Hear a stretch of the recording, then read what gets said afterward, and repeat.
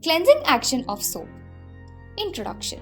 Soaps and detergents are used for cleaning purposes because of their ability to lower the surface tension of water as well as to emulsify oil, dirt, or grease and to hold them in a suspension in water.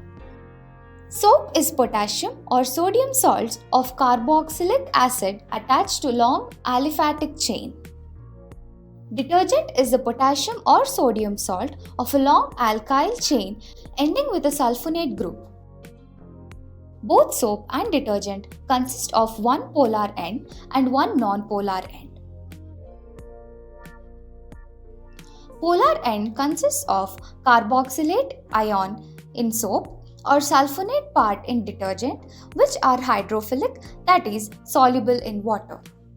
Non-polar end consists of hydrocarbon chain, which is hydrophobic, that is, soluble in oils or grease.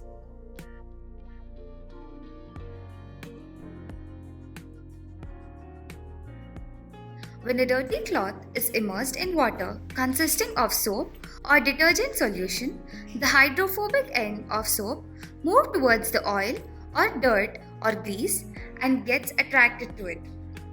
The soap molecule is uniquely oriented such that hydrophobic tail comes at the interior of the cluster and the ionic end comes at the surface of the cluster, and this formation is called micelle.